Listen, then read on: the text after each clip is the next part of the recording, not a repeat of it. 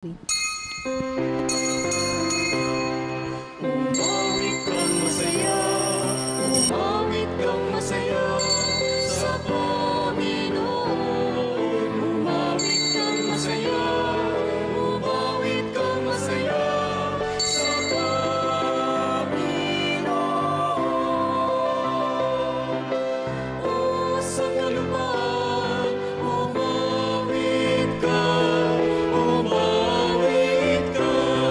nang may kagalakan. Umawit kang masaya sa Panginoon. Umawit kang masaya sa Panginoon.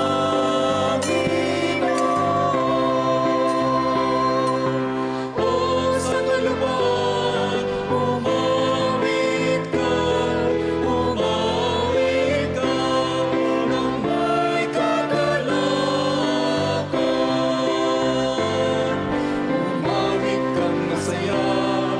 Umawit kang masaya sa Panginoon. Umawit kang masaya. Sa ngalan ng Ama at ng Anak at ng Espiritu Santo. Amen. Ang pagpapala ng ating Panginoong Hesukristo, ang pag-ibig ng Diyos Ama at ang pakikipagkaisa ng Espiritu Santo naway sumainyong lahat. At sumaiyo rin. Ngayon po ay ginugunita natin ang kapistahan ni San Martin ng Tours, Obispo.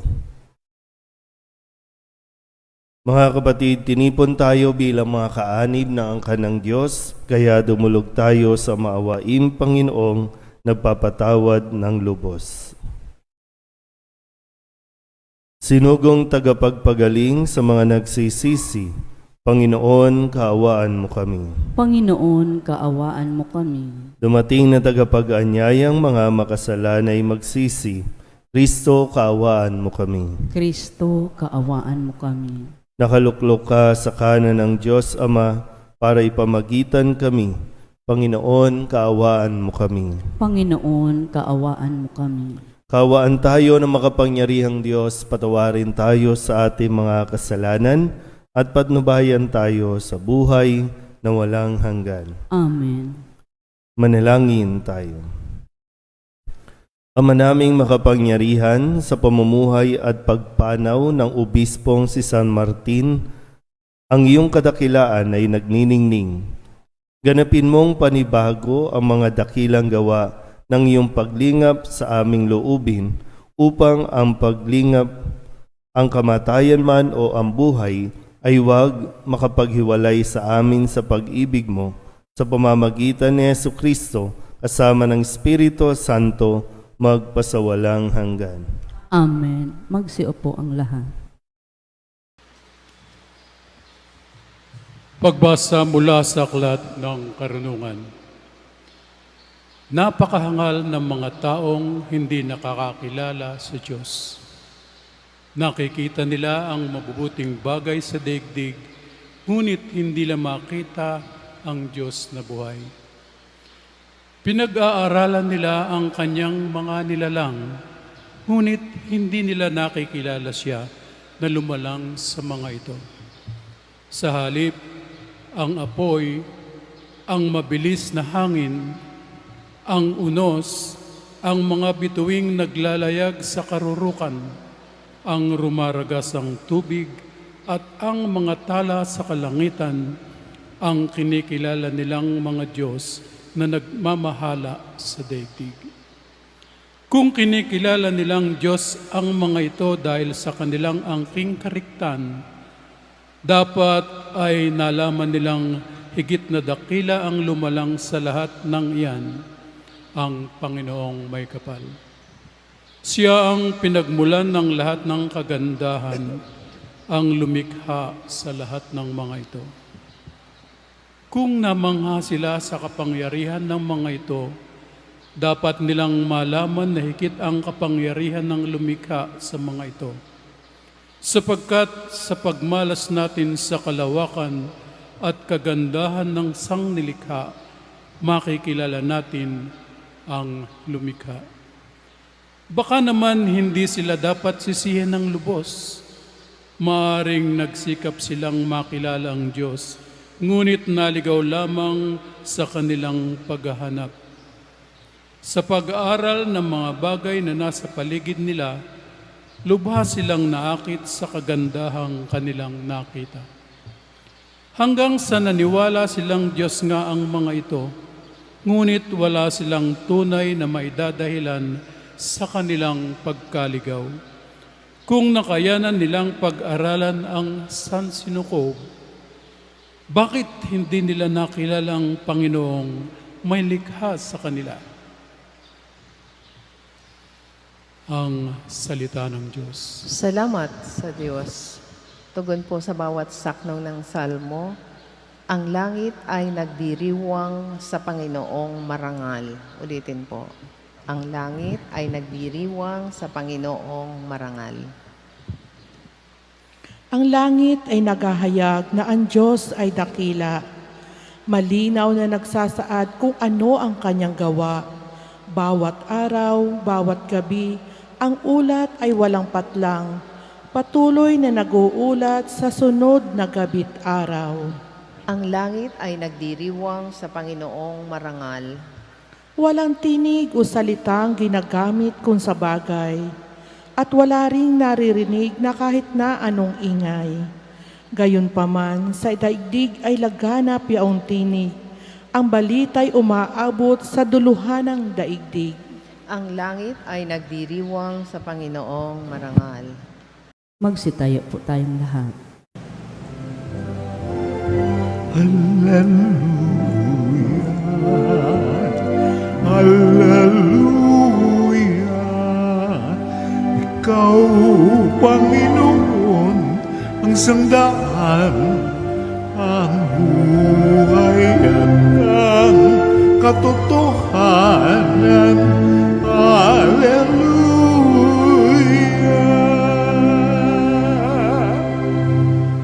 Sumainyo ang Panginoon. At sumairin. Ang mabuting balita ng Panginoon ayon kay San Lucas. Papuri sa iyo, Panginoon.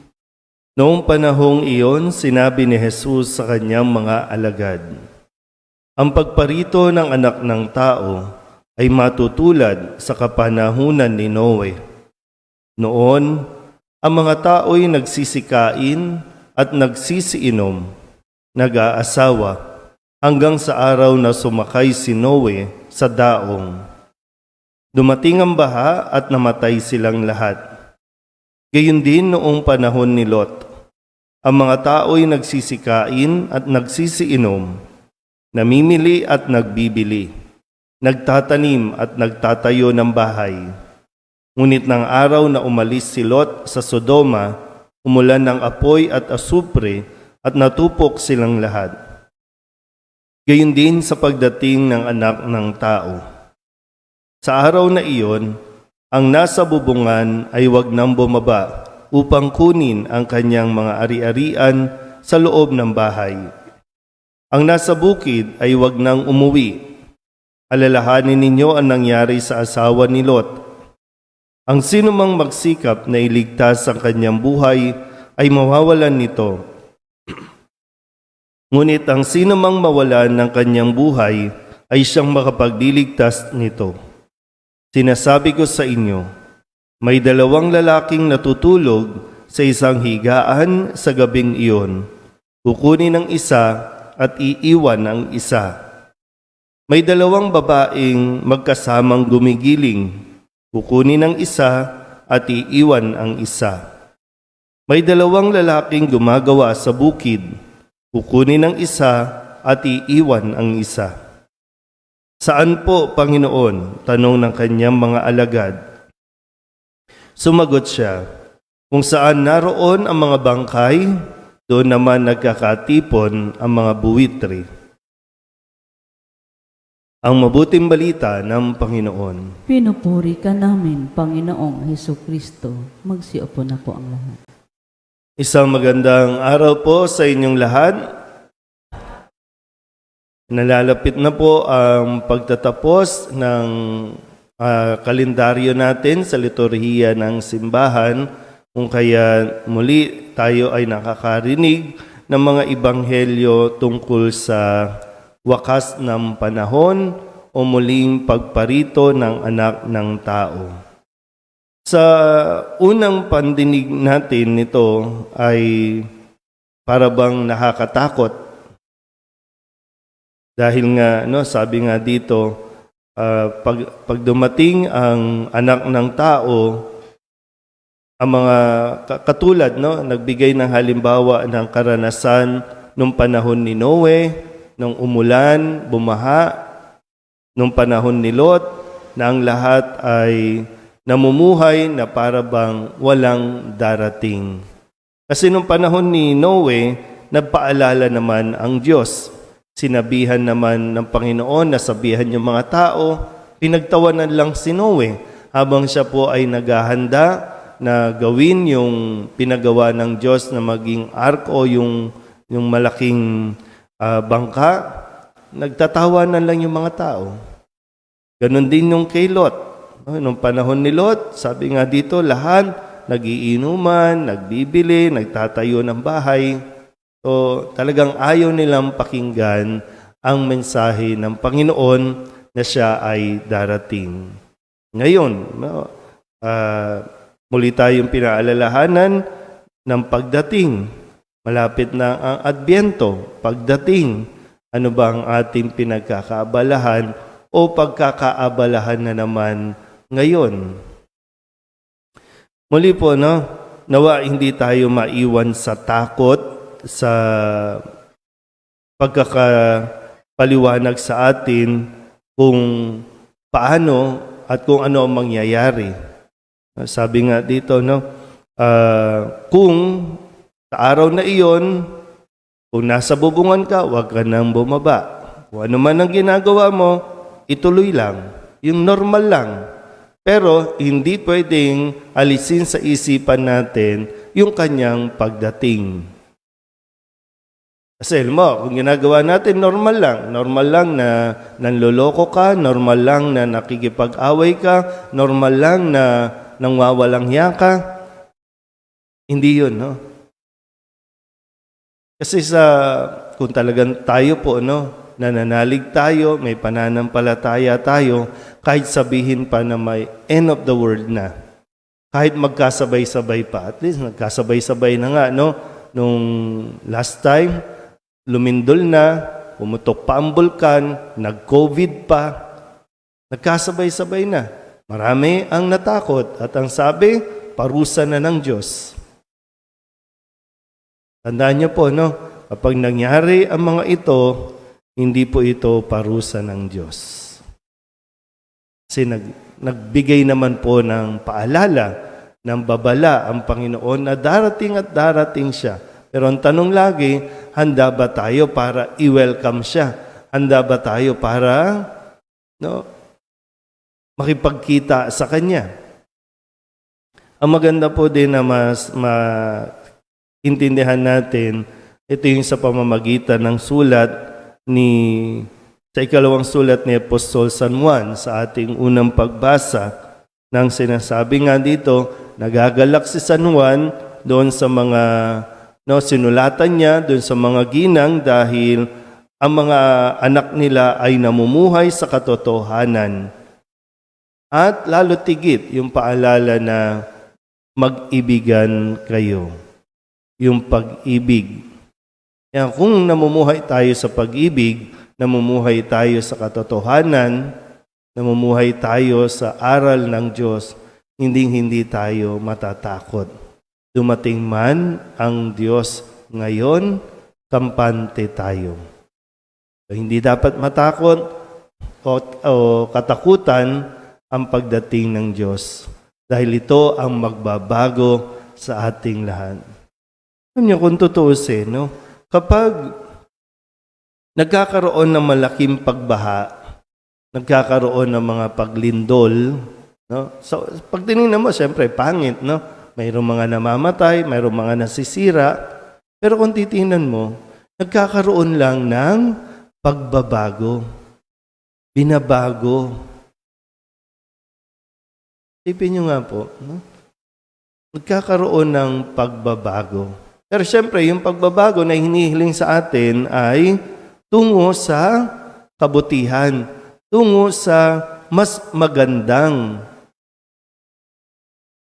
Kaya pala kung tutuusin, no, kapag nagkakaroon tayo ng problema, nagkakaroon tayo ng sakit, nagkakaroon tayo ng kalamidad, parang gumuguho ang mundo, kasi nasasabi natin, gumuho ang mundo ko, no?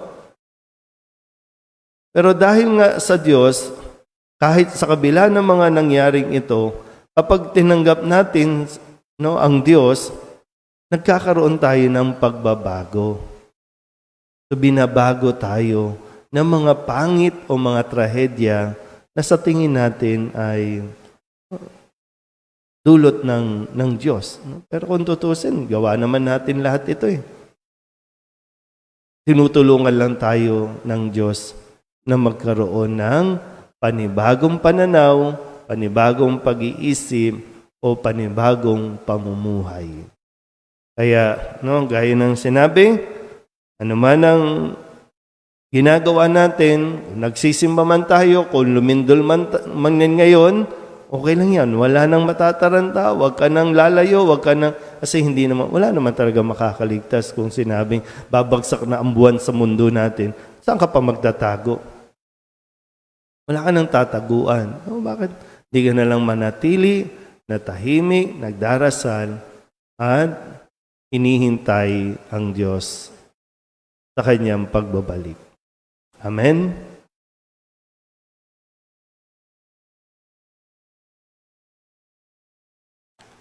Magsitayo po ang lahat. Sa wakas ng panahon, ipadadala ng Diyos ang kanyang mga anghel upang tipunin ang kanyang mga hinirang, habang ating ipinapanalangin ang pangangailangan ng lahat ng sangkatauhan. Hilingin natin sa Diyos na matagpuan niya tayong handang humarap sa Kanya, sa Kanyang muling pagbabalik. Ang ating pong itutugon, Panginoon, sumaamin nawa ang iyong habag. Panginoon, sumaamin nawa ang iyong habag.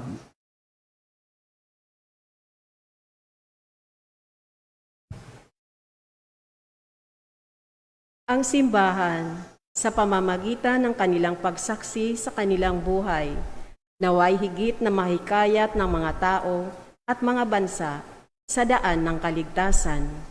Manalangin tayo sa Panginoon. Panginoon, sumaamin nawa ang iyong habag.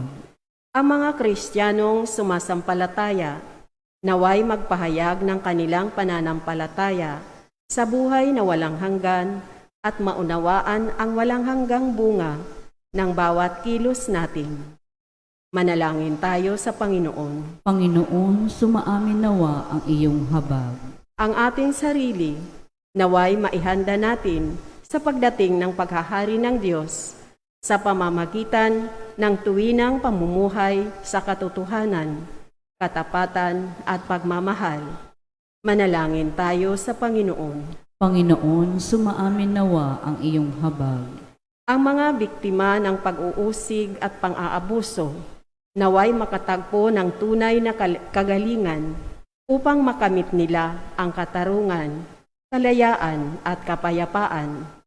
Manalangin tayo sa Panginoon. Panginoon, sumaamin nawa ang iyong habag. Ang mga yumao, naway bumangong muli sa kaluwalhatian ng buhay na walang hanggan. Manalangin tayo sa Panginoon. Panginoon, sumaamin nawa ang iyong habag. Idulog din natin sa Panginoon ang ating mga personal na kahilingan at mga panalangin para sa ating mga pamilya. Ganun din ang lahat ng mga kahilingan ng mga nanonood sa online. Lahat ng mga minsang pasasalamat, special na intensyon at lahat ng mga kaluluwa sa purgatorio. Ang lahat ng ito inihiling namin sa ngalan ni Kristong aming Panginoon. Amen. Magsiupo na po ang lahat.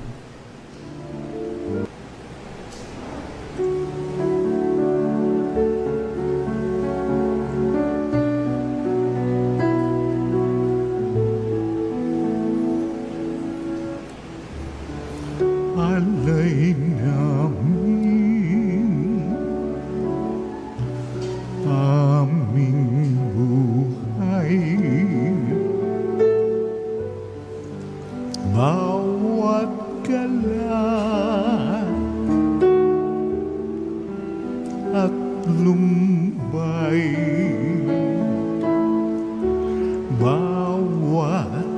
pangarap naming taglay sa palad mo ilalagay. Tayo na po ang lahat. Manalangin kayo mga kapatid upang paghahain natin ang kalugdan ng Diyos amang makapangyarihan. Tanggapin nawa ng Panginoon itong paghahain sa iyong mga kamay, kakapurihan niya at karangalan sa ating kapakinabangan at sa buong sambayanan niyang banal. Ama naming lumikha, pakabanalin mo ang aming mga alay sa paghahain namin ngayong ginugunita sa San Martin upang sa pamumuhay namin araw-araw, itaguyod kami nito sa hirap at ginhawa sa pamamagitan ni Jesucristo kasama ng Espiritu Santo magpasawalang hanggan. Amen. Sumainyo ang Panginoon. At sumaiyo rin. Itaas sa Diyos ang inyong puso at diwa. Itinaas na namin sa Panginoon. Pasalamatan natin ang Panginoong ating Diyos. Marapat na siya ay pasalamatan. Ama naming makapangyarihan, tunay nga marapat na ikaw ay aming pasalamatan sa pamamagitan ni Jesucristo na aming Panginoon. Ngayong si San Martin ay pinararangalan sa pamumuhay niyang totoong uliran at pagiging maaasahan sa panunungkulan, kaya't si Jesucristo na maaasahan sa katapatan ay inihahayag sa pangangasiwa sa sambayanan. Ang malasakit ng mga ulirang tagapangasiwa noon ay nagpapatuloy magpahanggang ngayon sa mga panalangin kanilang iniuukol, kaysa ng sambayanan mong dito'y nagtitipon. Kaya kaysa ng mga anghel nagsisiawit ng papuri sa iyo, nang walang humpay sa kalangitan, kami nagbubunyi sa iyong kadakilaan.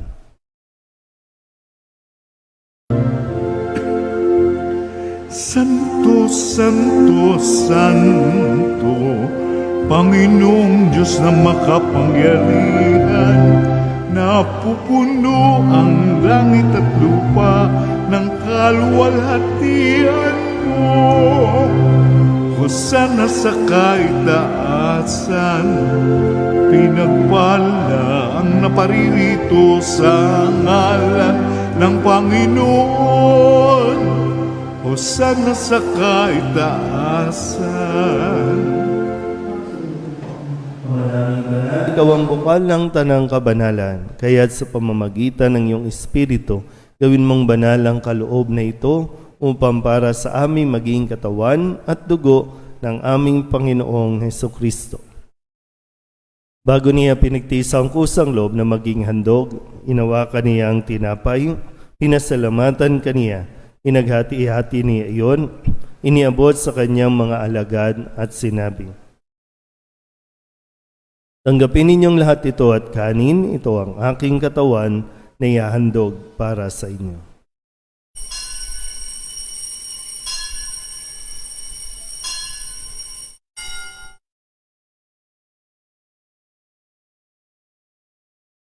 Gayun din naman nang matapos ang hapunan, inawakan niya ang kalis, muli kaniyang pinasalamatan. Iniabot niya ang kalis sa kanyang mga alagad at sinabi, tanggapin ninyong lahat ito at inumin. Ito ang kalis ng aking dugo, ng bago at walang hanggang tipan. Ang aking dugo na ibubuhos para sa inyo at para sa lahat, sa ikapagpapatawad ng mga kasalanan. Gawin ninyo ito sa pag-alaala sa akin.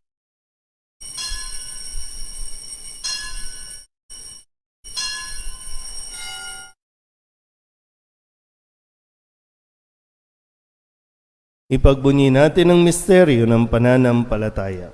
Si Kristo'y namatay, si Kristo'y nabuhay, si Kristo'y babalik sa wakas ng panahon. Ama, ginagawa namin ngayon ang pag-alaala sa pagkamatay at muling pagkabuhay ng iyong anak.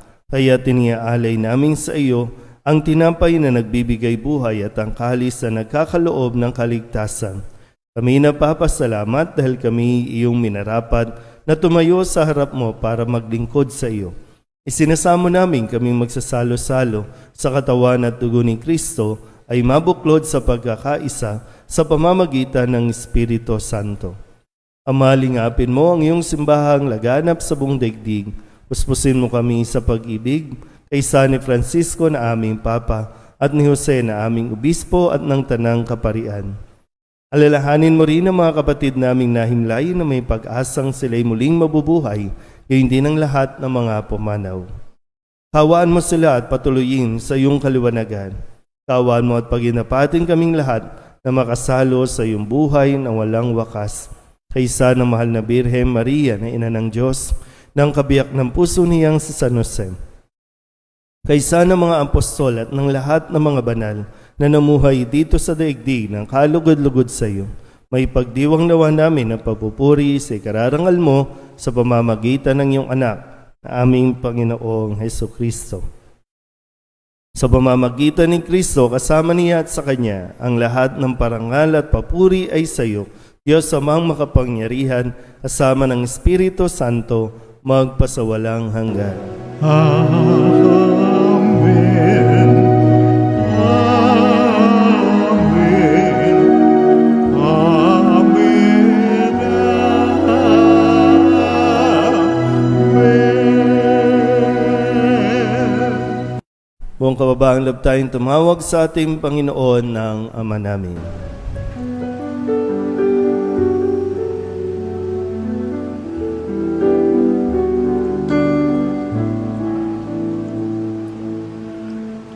Ama namin, sumasalangit ka, sambahin ang ngalan mo, mapasamin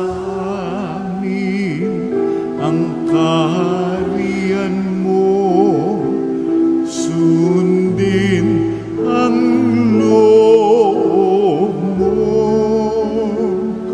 dito sa lupa para ng sa langit. Bigyan mo po kami ngayon ng aming kakanin sa araw-araw at patawarin mo kami sa aming mga sala para ng pagpapatawad namin sa nagkakasala sa amin, at huwag mo kaming ipahintulot sa tukso,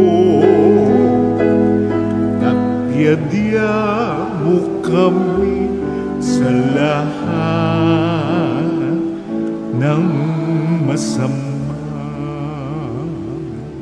Inihiling namin kami iadya sa lahat ng masama, pagkalooban ng kapayapaan araw-araw, iligtas sa kasalanan at ilayo sa lahat ng kapahamakan, samantalang aming pinananabikan ang dakilang araw ng pagpapahayag ng tagapagligtas naming si Jesucristo. Sapagkat iyo ang kaharian at ang kapangyarihan at ang kapurihan magpakailanman. Amen. Panginoong Jesucristo, sinabi mo sa iyong mga apostol, kapayapaan ang iniiwan ko sa inyo, ang aking kapayapaan ang binibigay ko sa inyo. Tunghayan mo ang aming pananampalataya at huwag ang aming mga pagkakasala.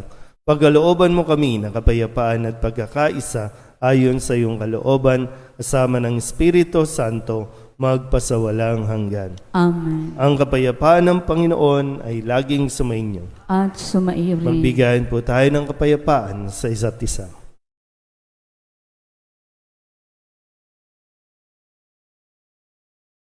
Kordero ng Diyos na nag-aalis ng mga kasalanan ng sanlibutan, maawa ka sa amin. Kordero ng Diyos na nag-aalis ng mga kasalanan ng sanlibutan, maawa ka sa amin. Kordero ng Diyos na nag-aalis ng mga kasalanan ng sanlibutan, ipagkaloob mo sa amin ang kapayapaan. Magsiluhod na po ang lahat. Ito ang kordero ng Diyos. Ito ang nag-aalis ng kasalanan ng sanlibutan. Mapalad ang mga inaanyayahan sa kanyang piging. Panginoon, hindi ako karapat-dapat na magpatuloy sa iyo, Ngunit sa isang salita mo lamang ay gagaling na ako. Katawan ni Kristo. Amen.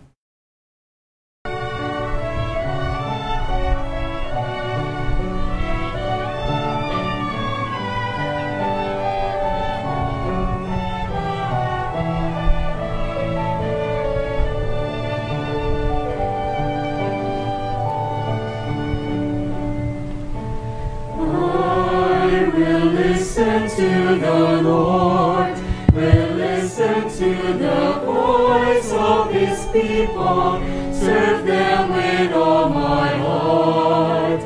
I will listen to His words and call upon the Lord for His people to live in faith and truth and in love.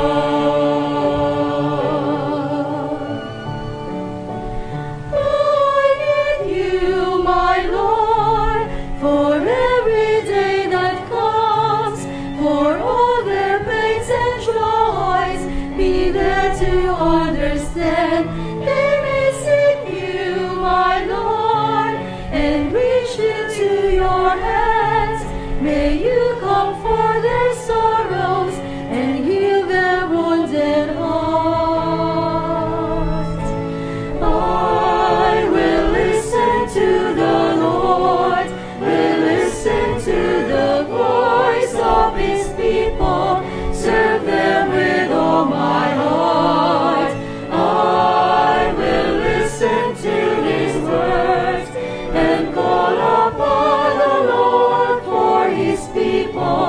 To live in faith and truth and in love.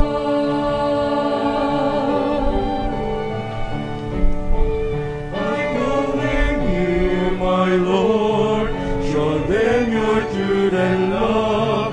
When darkness overtakes them, your light shines from above. I will be there, my Lord, to lead at your command. Together at one table, feed them the bread of love. I will listen to the Lord, will listen to the voice of His people, serve them with all my heart. I will listen to His words and call upon the Lord for His people to live in faith and truth and in love. There I go to seek the lost and suffering, bind their wounds and bring them to your care. Oh Lord, I know that you're with them, embracing once again. Your love is all I bear.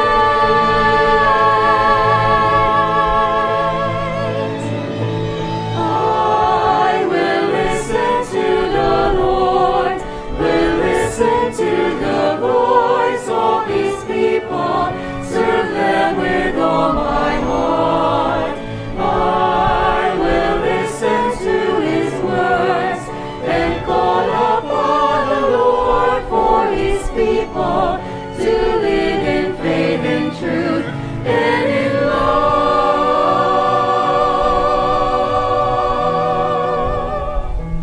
I will listen to the Lord and call upon the Lord for His people to live in faith and truth and in love.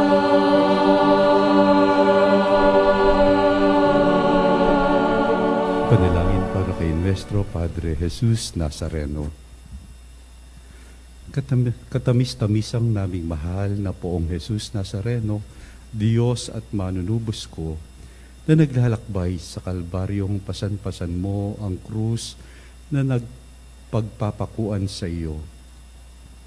Akong abang makasalanan na naging dahilan ng iyong di masayod na hirap ay nagpupuri sa iyo at nagpapasalamat na bilang maamong kordero ay buong hinahong tinanggap mo sa ibabaw ng iyong balikat ang kahoy ng iyong kamatayan, upang doon mawakasan ang aking mga kasalanan at ng sandaigdigan. Patawarin mo ako, o butihing Jesus, inaamin ko ang aking mga sala at ako'y nananalig na dahil sa kabutihan mong walang kahulilip ay hugasan mo ng iyong dugo. Iniibig kita ng higit sa lahat ng bagay. Ipinangangako na ako'y magiging matapat hanggang sa oras ng aking kamatayan. Patnubayan mo ako, Diyos ko, ng iyong biyaya at ihatid mo ako sa landas ng iyong mga utos, diyan sa iyong langit na kaharian. Siya nawa. Nalangin tayo. Ama naming mapagmahal, ipagkaloob mo sa aming nagsalo-salo sa piging ng pagkakaisa ang ganap na pasyang sundin ng loob mo sa lahat ng bagay, upang katulad ng buong pagtatalaga ni San Martin sa iyo, kami ay maging marangal sa pagiging para sa iyong totoo. Sa pamamagitan ni Jesucristo, kasama ng Espiritu Santo, magpasawalang hanggan. Amen. Mga kapatid, ating pagkukulan ng panalangin ang mga yumaon nating mga mahal sa buhay at ang lahat ng mga kaluluwa sa purgatorio. Mga anghel, mga banal, tanang nasa kalangitan, halikayo at samahan ang mga giliw naming pumanaw sa piling ng Poong Mahal. si Kristo ang mag-aakay sa kandungan ni Abraham upang doon ay humimlay. Ang mga giliw naming pumanaw sa piling ng Poong Mahal. Sa ilaw na walang hanggan, kapayapaan naway pagkamitin ng may kapal. Ang mga giliw naming pumanaw sa piling ng Poong Mahal. Ama naming mapagmahal, inihahabili namin sa iyo ang aming mga kapatid na pumanaw sa buhay na ito. Huwag mo silang pabayaan at pamalagiin mo silang buhay sa iyong piling. Alang-alang sa iyong awa at pag-ibig, patawarin mo sana ang kanilang mga pagkukulang at nagawang pagkakasala, dala ng kanilang kahinaan. Manatili nawa silang maligaya sa iyong piling, kasama ng iyong anak at ng Espiritu Santo, magpasawalang hanggan. Amen.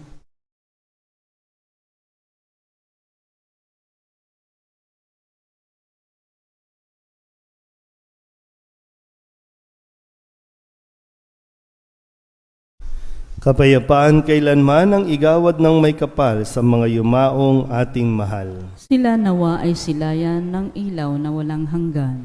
Sumainyo ang Panginoon At sumaiyo rin. at pagpalain kayo ng makapangyarihang Diyos, Ama at Anak at Espiritu Santo. Amen. Tapos ang banal na misa, humayo tayo sa kapayapaan ni Kristo. Salamat sa Diyos.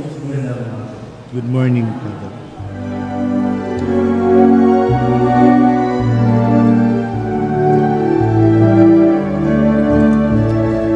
Mayon at ipahayag kanyang pagkalingat abay, sa buhay, pag-ibig at katarungan, tanda ng kanyang kaharian. Sa panahong tigang ng lupa, sa panahong ng ani sa gana, sa panahon ng digmaan at kaguluhan, sa panahon ng kapayapaan, mayon at ipahayag kanyang pagkalingat abay, sa buhay, pag-ibig at katarungan, tanda ng kanyang kaharian.